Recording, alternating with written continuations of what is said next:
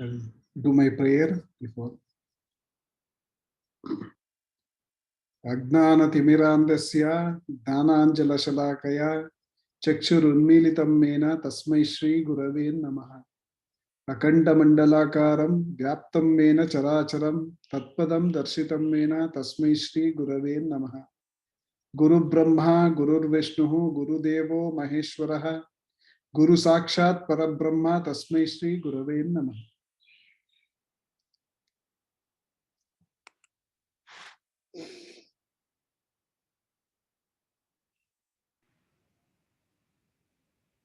Thank you very much for that. How are things over there in Mysore right now? Mysore, now we are unlocked. There is no lockdown anymore. It was really tough time. Two months it was really tough. May and June, everything was locked. Now it is little better. Everything is opened up. People are getting vaccination, which is very important right now. So I hope everything will be fine. It's been raining a lot in Mysore past few days. So things are, I think it's getting better. Still we have to wait and see.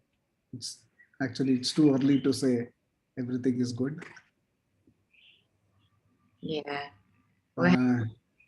Mysore is missing all the students, all the yoga crowd, Shala crowd. So hopefully all the students can come back soon. It's so boring just sitting at home doing nothing. I have to apply for unemployment.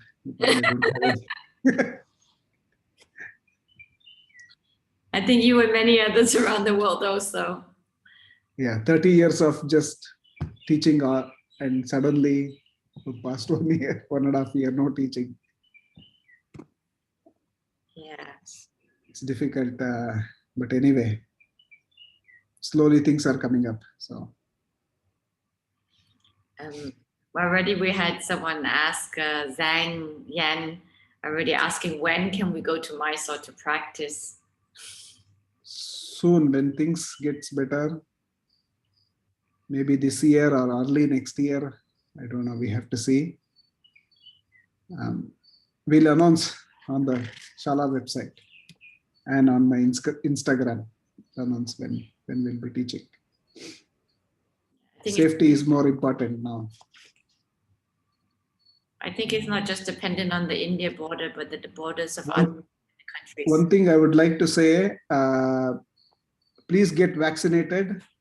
Not that it will be the requirement for you to travel. Even new Shala mandatory that we will take only students. It's because of the government's rule that everyone should get vaccinated before they come to event, before they come to Yoga Shala. It is very important. They get 2 doses of vaccination. So this will be mandatory for students who are attending the classes in Mysore.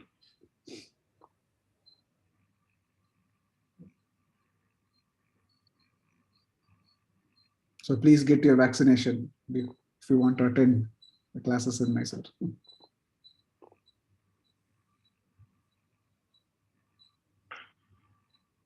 So we are taking any questions now for anyone. Please go ahead and type it in the chat. If you are representing a Shala with all the students, please translate and then I will read it out for you. We have one question from Kwan Ming in Chengdu. After I practice, I often have an upset stomach. Could you please give some advice on how to provide sustained energy for asana practice through eating? Maybe you should check your diet, what food you're eating, and what time you're eating. So this is very important. If you're eating too late sometime, or you're eating a food which doesn't digest easily, quickly, then you'll get problem. So you need to check what kind of food you're eating. Usually night times and the evening times, since we have to practice in the early morning, we have to eat light food, which will digest easily, so that we can get up early morning and do our practice, clean our stomach and do our practice. So when sometimes when we eat too solid food or something, especially that's why in yoga we don't recommend non-veg food, because it doesn't digest easily. So these kind of things you have to check before, like you have to be aware of what you're eating and what time you're eating, all those things. So this will help.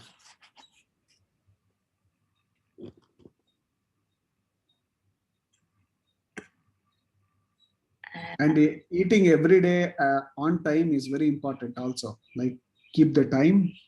If you're having your lunch at say around 12:30, 1 p.m. So please maintain that. If you are having your dinner, early dinner is always good. With a light dinner, don't eat too much at night times, but keep that time. The consistent time is very important. What time you eat, that is very important.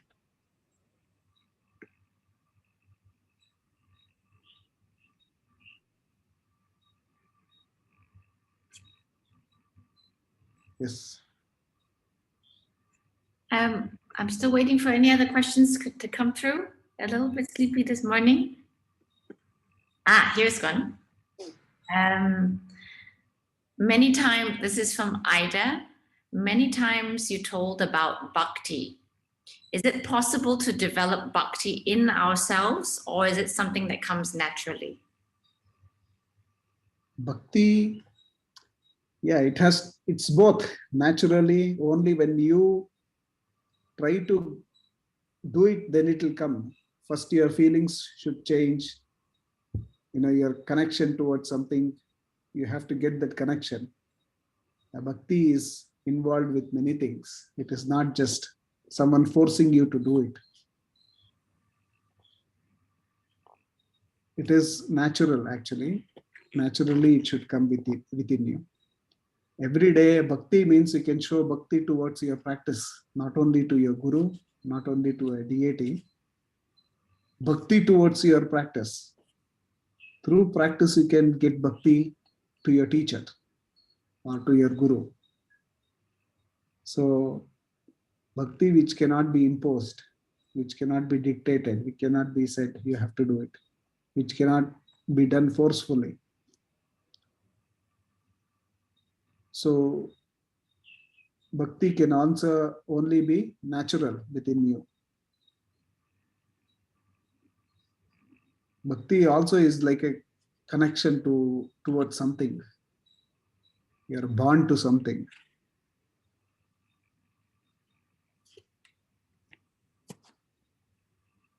So this is natural process. It should happen within you.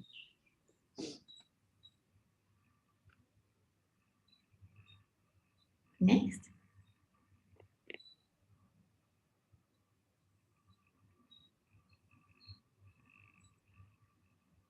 Trevor asks, recently I've been reading the Mahabharata, and I was wondering if you had a favorite story or section beyond the Gita, that you would suggest to all yogis to read. See, Bhagavad Gita is huge. Bhagavad Gita book itself, if you read Bhagavad Gita story, it's got so many stories. There's got some sub stories, like stories which are attached to that, small stories which come here and there in between. There is many things. There is many small stories in Bhagavad Gita. When we see Bhagavad Gita, it is part of Rama. It's part of Mahabharata. So Mahabharata is very huge. It's an epic which happened. In that, Bhagavad Gita is a small part. In Mahabharata, there is a beautiful story where Bhima Bhima is considered as the strongest person in the world. I mean, he's the strongest person. He can do anything, can lift anything.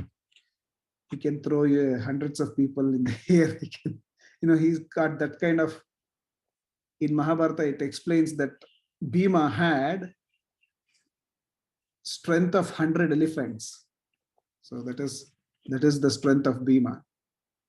Once he gets very ego and he gets very arrogant, and he keeps walking in the forest.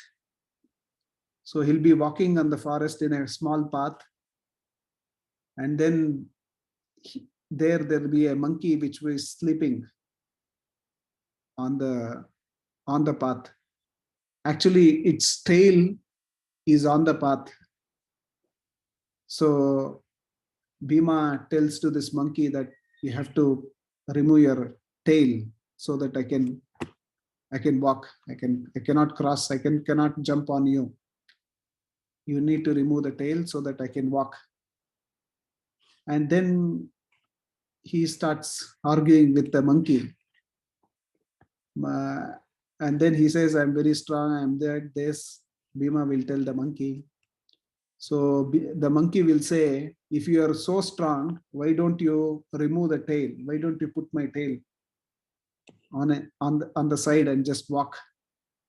And then Bhima goes and tries to lift this small tail. He cannot lift the tail. Such a strong man who has strength of 100 elephant, he cannot lift a small monkey tail.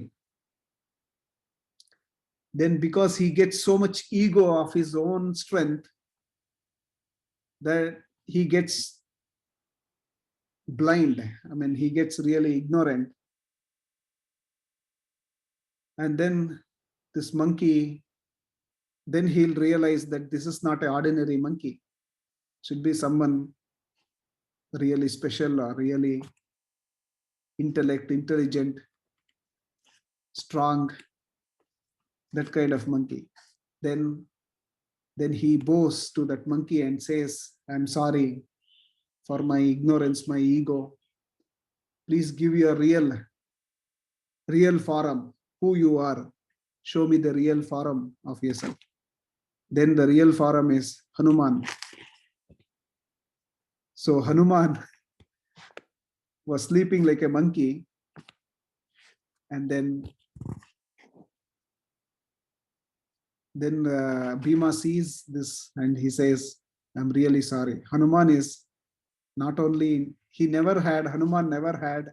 That's why we always say you should have bhakti like Hanuman, because Hanuman never said, I'm so strong. Actually, he didn't even know that he's got all these powers, he's got all this strength, until someone tells him. So Hanuman was always, he's the big example for bhakti. He always had bhakti towards Rama. So that bhakti gave him all this huge strength, which you don't get physically by gaining, lifting weights, or eating food and gaining strength. But it was strength of bhakti, which was real true bhakti, which Hanuman had in him, so that nobody could defeat him or even try to lift his tail. Was very difficult because of that bhakti. So this is a good moral for many of us, especially many yogis now. They learn few asanas and they think they are supreme. They know everything. So this is big thing, big education for all those egoistic people, that they should learn from this. This is a very good story in Mahabharata. Maybe you should read in Mahabharata. It comes, the story comes. Maybe you should read this. Not once, twice. Read more. Read many times.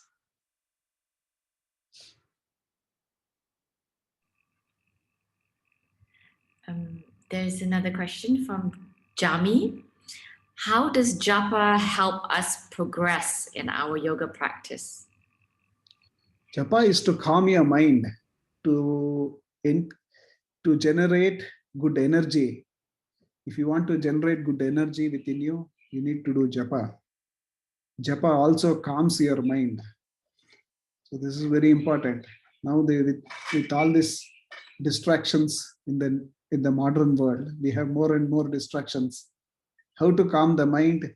Japa is one thing which calms your mind. You have to switch off your phone, keep your gadgets, everything far from you, and go and sit, do japa. That brings positive energy within you, and you'll get positive thoughts. Your actions will be positive.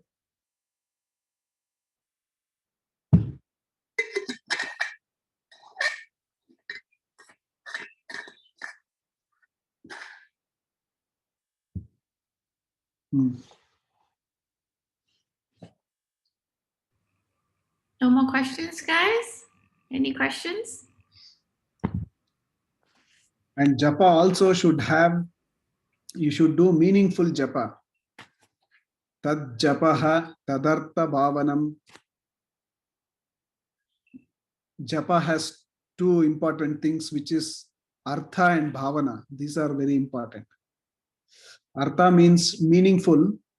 Bhavana means with good thoughts, with good intention. You have to do japa. So once we do with good, which meaningful, and with good bhavana, this will generate positive energy. This will generate good energy within you. If you do it without any meaninglessly, and then doing without wholeheartedly, without good bhavana, good thoughts, if you don't do it with good thoughts, the effects also you won't see the effect within you.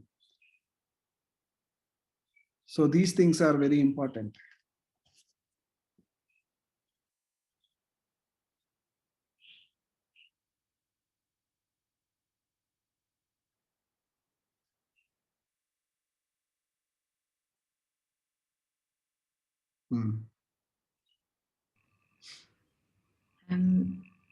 After the opening chant, I noticed that you chant something else before we begin. Can you tell us what you are chanting? This has been asked by each and everyone. This is one question I know, it always comes. So this is just thanking all the gurus before me, like whoever brought this traditional practice, who brought this parampara to us. We are thanking all these gurus in the past. So that is this mantra.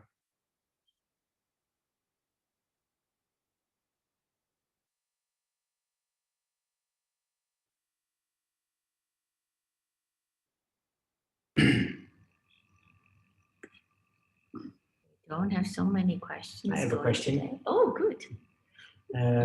Sharathji, everyone that have a shala, that own a shala, suffer a lot during these last 2 years, and some of them lost hope. So I would like to know what's your vision and what's your thoughts about the future of traditional Ashtanga yoga taught in a normal place, in a shala, because many people think that students won't be confident enough and will have fear to join together in a room full of people. So yeah, just want to know what your thoughts about that. See, this has not affected the yoga teachers or yoga shalas. It has affected many people. This is not only for us, only for yoga practitioners or yoga teachers or yoga teachers who have yoga shalas. This has affected each and every segment in this world, each and every people, every different organizations or business or whatever. It has affected each and everyone. We think it's only for yoga teachers, but Actually, yoga teachers can do some online classes. So this will take time. Anything, we have never seen a disaster like this in our lifetime. We have never seen this. So this is very new. I think we all have to come over this. It will take time. Everything, we have to do certain changes within us, within the society, which how we interact. All this we have to learn how to come over this disaster which has happened. So this has been there. I mean, in the past also we have not seen, but many people have seen. Like I have heard when there was a plague in India, like many years back, 50, 60 years back, and there was so many people died, and it was horrific. Like you see dead bodies everywhere. I heard this, but people, we had to do certain changes. We have to keep cleanliness, we have to do distancing, all those things. So like that, this, I think, we'll learn how to live. We have to learn how to live. Certain times it is our ignorance which caused this also. It's not. When we open the shala next, we have to have certain guidelines that you should follow. We have to have limited students with all this. But I think the hope will come. It is just this. We have to come over this. It's just matter of time. That's all. We will learn slowly, slowly. I think things are getting better with the vaccination. I think once people get 2 doses of vaccination, then they'll be able to attend the shala, attend the schools. So this is very important for us to learn. It is all a matter of time. Suddenly this has happened. It also takes time for us to to learn and to see how to go forward. So it will take time for us to figure it out. What is future, what is next.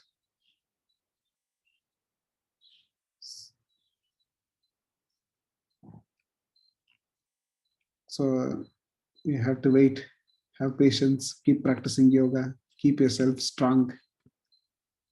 Many things we cannot change, but we can change ourselves. Externally, you cannot change everything, but you can change yourself.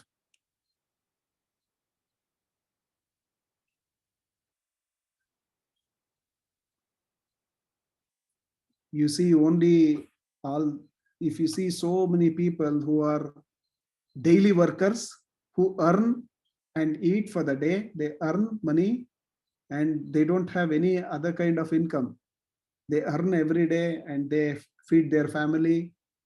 If you see those people, you should be thankful that you have food. For many people, they don't have food because of this pandemic. They lost their job, they lost their income, they don't have anything to do.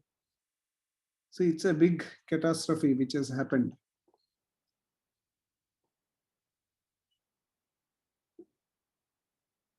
So many people are suffering. We are part of that.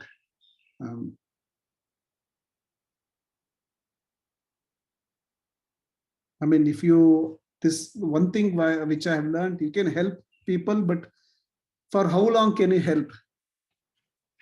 This is a big question. For how long? If you have income, then you can help others. If you don't generate income, how can you help others? You can feed them for few days, you can feed them. After that, what? This is the big problem.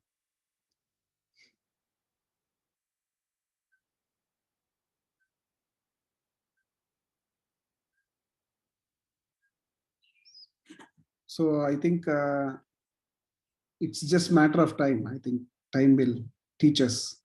Time is the healer, time is the teacher.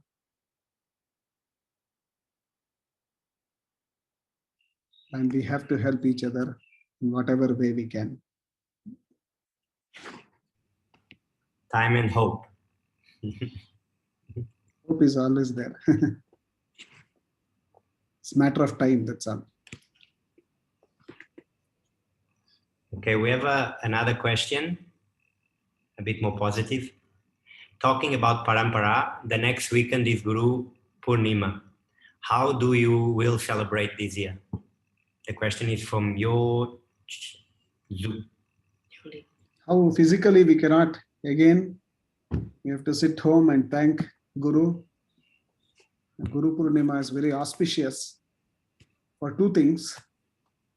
One is Guru Purnima, we have to thank a Guru, and it is also birthday of my grandfather. So it is very special. Every Guru Purnima, we have to light candle or thank our light candle in front of a Guru and thank him or her for giving this beautiful practice. So that is, for now, that is the only way to celebrate because of this pandemic and lockdown, all those things. Write a small note about your Guru and post it on your Instagram. Thanking. Instagram or Facebook, whatever, social media. Because more and more people needs to know about the Parampara Yoga. The yoga has diluted in many ways. Everyone goes and does a teacher training and becomes a teacher. There is no parampara in that. So the parampara yoga which comes, that is the real yoga, that's the strongest, that will stay. If you learn through a parampara, it will stay forever with you. It will make you mentally strong, physically strong. So that's why we should always learn the parampara yoga, which has come from many, many generations. All exercise doesn't become yoga. All physical exercise doesn't become yoga. Yoga, you should practice yoga which changes you, not physically, but mentally, which gives you good education to manage yourself. So self means to realize what we are, to realize that for the self-realization, you need to have a proper method or a proper teachings or proper guidance from a guru. Then only you can transform yourself. The transformation happens only when you get good guidance from your teacher. The teacher who has come from a parampara, not just nowadays everyone is a teacher. They read books. There's many books about yoga. There's many videos about yoga. They do few posture. They have a bendy body. They have a flexible body. Not all these people become a good guru.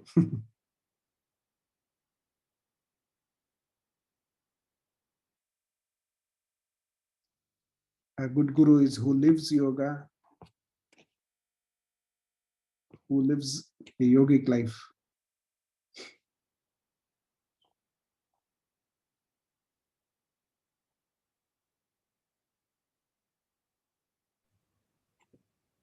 So we have another question from Carmen.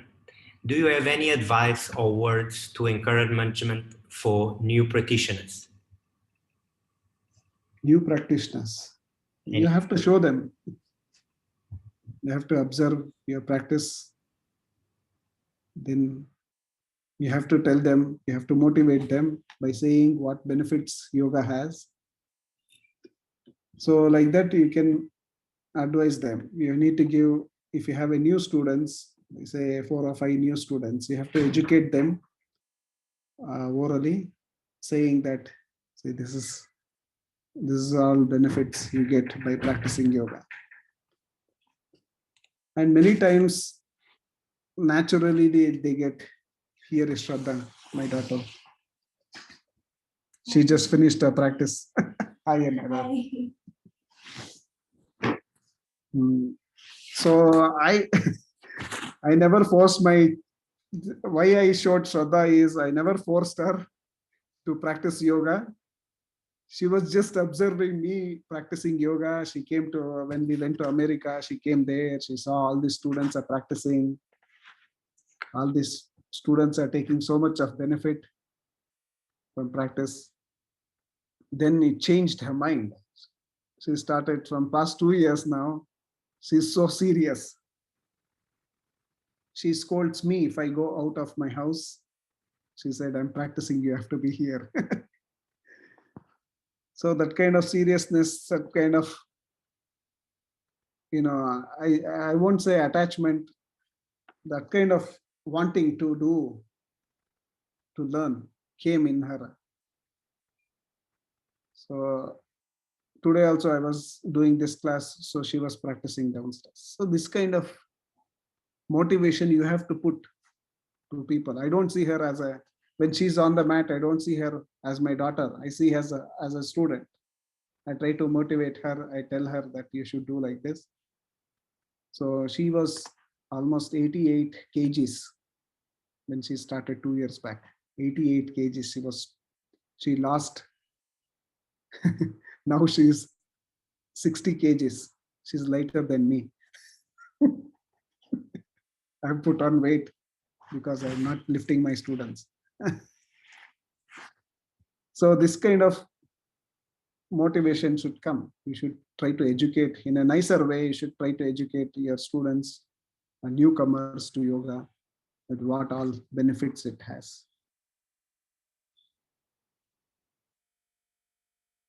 That is also a responsibility of a teacher.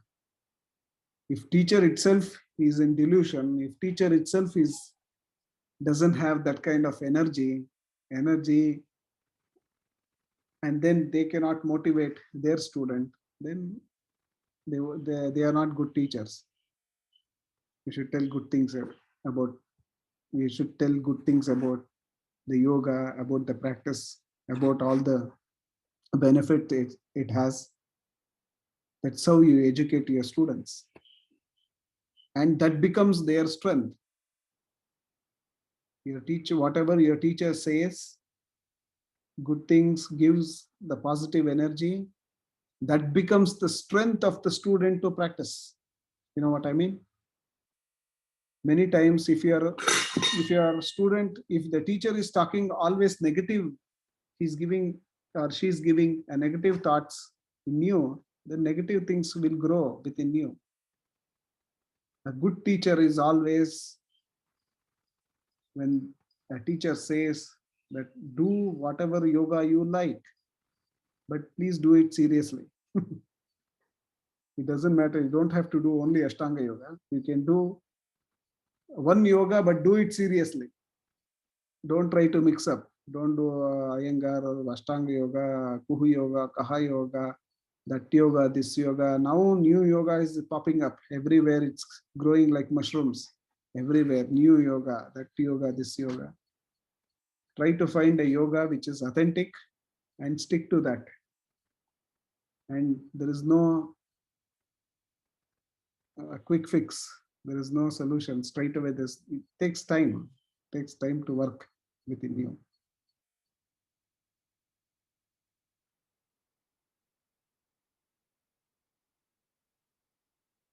I can't wait to hold this baby, John and Martha's baby. It's so cute. It's distracting me. This way.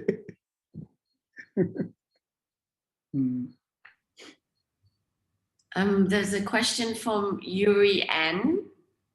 The question is, which one is more important? Trying to complete an asana even if I cannot make it perfectly, or try an asana step by step? Step by step is better. Once you perfect in one asana, then go to next asana. This is how you make each and every asana strong. Like for example, Marichasana D is very important in our primary series. First you perfect in that. I know it takes time for many people, because of our lifestyle, the body, our hips gets really tight. But by practicing, I think we can change our body. We can bring flexibility in our body. So slowly, because these asanas will help you in further. When you're doing more advanced postures, these asanas will help you. So first we need to correct these primary asanas.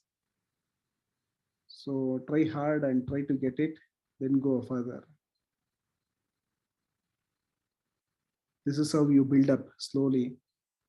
You cannot do straight away when you start yoga for the first time.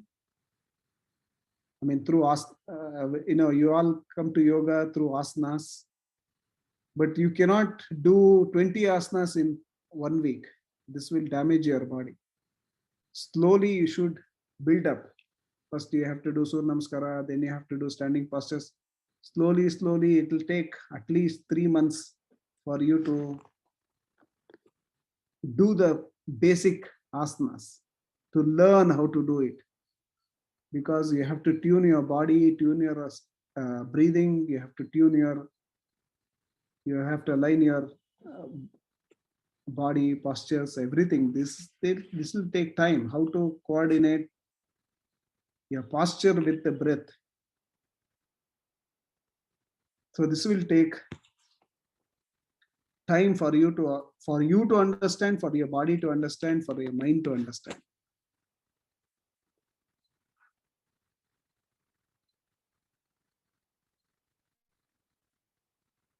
So slow and steady wins the race. Always go slow and steadily, then you can achieve all these asanas.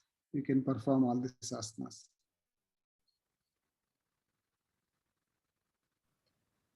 So another question from Wikin. Do you have any mantra or chant you can recommend us to practice through this hard time? See, we always pray for Ganesha, who removes all the obstacles. Whichever obstacle comes in our life, Ganesha can remove all the obstacles. So you can pray Ganesha. Om Gam Ganapate Namaha. Om Gam Ganapate Namaha. Om Gam Ganapate Namaha. So we can chant that. Trayambakam Yajamahe Sugandhim Pushtivardhanam Urvarudamida Bandhanat Mrityor Mukshi Yamamrutat. This is one mantra, which if you chant this mantra, you can get rid of death. So this mantra is very powerful. This mantra, if you keep chanting, unnatural death can be, like, we can die through this disaster which has happened through COVID or anything. If we chant this mantra, this will bring good energy within you, positive energy. So you can postpone your death. So death won't come easily. Easily in a sense, unprecedented death. Like you have to wait. Your death will come when you are old. Until then, you can chant this mantra. This will help you to come over all the difficulty in your life. So these two mantras, I think, are more powerful. I can chant again, you can record it. Om Gam Ganapataye Namaha. Om Gam Ganapataye Namaha. Trayambakam Yajamahe Sugandhim Pushtivardhanam Urvarudamida Bandhanat Mrityor Mukshi Yamamrutat. Trayambakam Yajamahe Sugandhim Pushtivardhanam Urvarudamida Bandhanat Mrityor Mukshi Yamamrutat. So this is a small story. A Rishi, I forgot the Rishi's name. Someone will tell him, I mean, he'll predict himself because he is a big Rishi, that his son, I think his son will die soon because some health issues. So this Rishi will go and do tapas. He will do tapas. Rishi means saint, as you all know. And he does tapas for many, many days to impress Ishvara. So Ishvara will get impressed. And then Ishvara will teach him this mantra. He'll ask him to chant this. Or some Rishi will tell him to chant this mantra so that he can impress Ishvara. So this is the mantra. Trayambakam yajamahe sugandim pushtivardhanam urvaridamida bandhanat mrutyor mukshi yamamratat. So Ishvara is in each and every living being. So Ishvara is there in you, in me, in everyone. So once Ishvara is who gives you life. So once we pray Ishvara, so then we won't get unnatural deaths. So this is why we have to pray Ishvara. So this mantra you should always chant every day.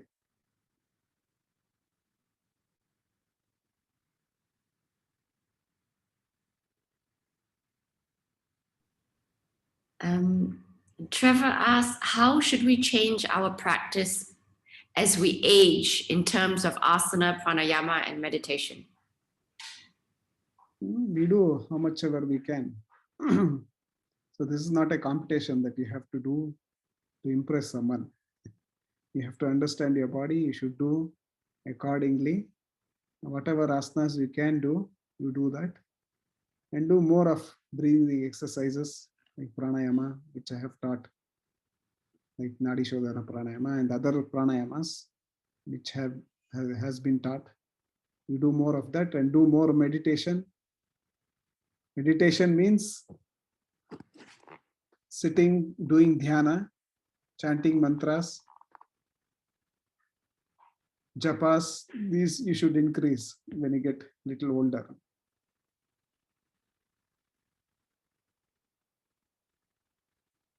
Asana you should never stop. Do whatever you can. If you can do just Surya Namaskara, standing postures, that's good. If you are able to do full primary series, that's even better. Asana is to make you fit, to keep you fit, and for the energy to circulate within your body, for blood to circulate, for energy to circulate within your body, you need some kind of exercise. Asana is that exercise, that kind of exercise which will generate energy within you. So you should never stop doing asanas.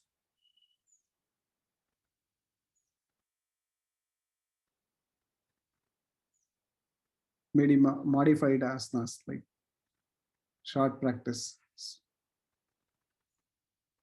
You cannot practice how you used to practice when you were in 20s, 30s, and early 40s. Body keeps, when you get older, your body also gets stiffer. You lose flexibility. So you practice what is possible.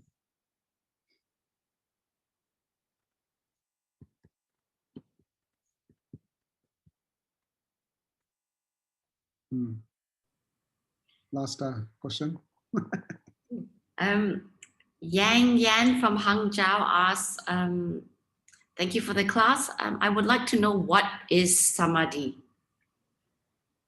Samadhi is the state of mind where you feel everything is equal. The state of mind where everything becomes one. one in a sense. Your Jivatma and Paramatma, everything becomes one within you. You experience certain things. There are different kinds of samadhis also. Sampragnata samadhi, pragnata samadhi, sampragnata samadhi. Like certain samadhis, you can feel what is going around you. At certain times, another samadhi which you don't see what has happened.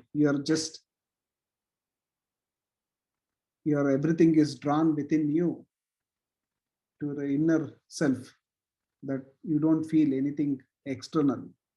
You don't sense what is happening external. So there are these kind of two samadhis. So samadhi means once you feel that everything is one, when you experience everything is one. For that to happen, you have to go. It's not that easy. First, you have to get rid of your ego, your desires, your delusions. So this whole process is to reach there, to experience that. So you are refining your body, mind, removing all the toxins, removing all the delusions within you. So this is the process to reach that state of mind.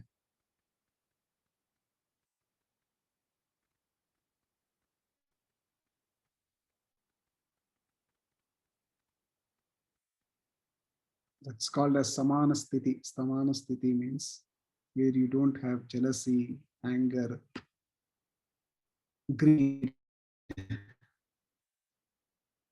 lust, all these things.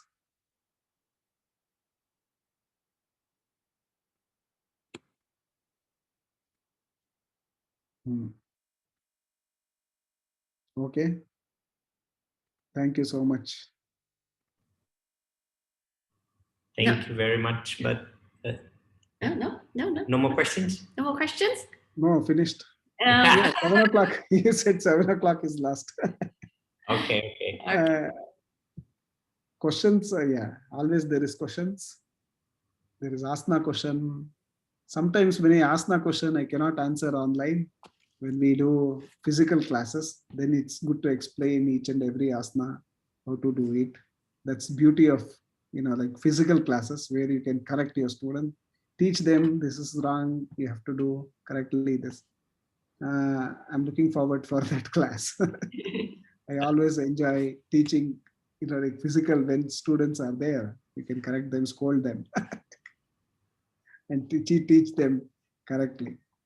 But this is always nice to see students. There are so many dedicated students who are doing good work across the world. We have lots of students.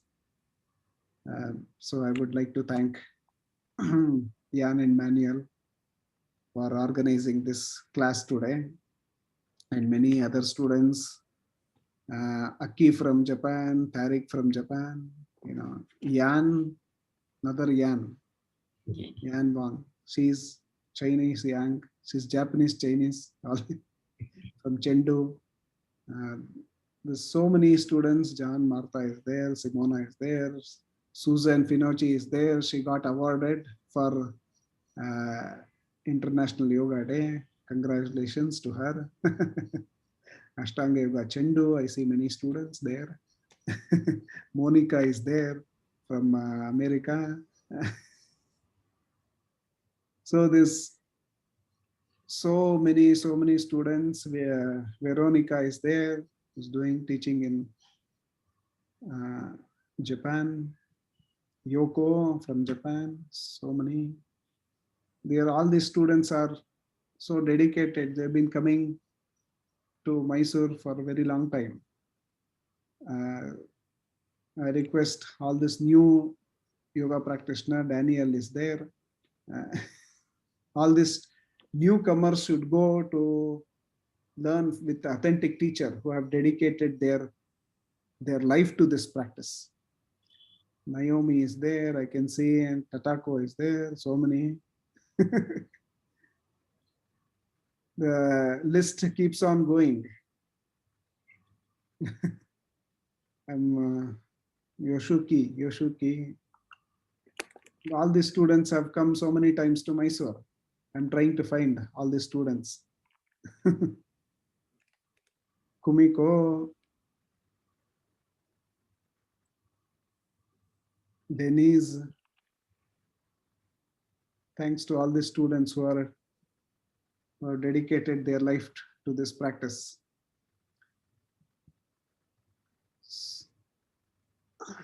So that's it. Keep well.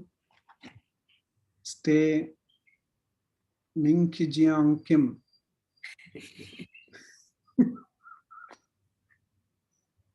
So arigato gozaimasu, shishir, kamsamida, kopunka. It's always nice to see all my students. Hopefully you all can come back to Mysore. Olivier is there. I've not forgotten you. I can see you. Okay, thank you. Thank you very, Thank you very, very much, much. Sharathji. Thank you so much for the light this morning.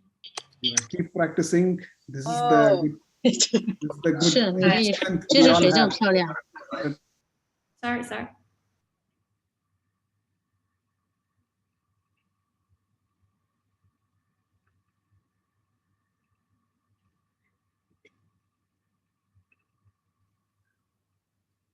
Bye.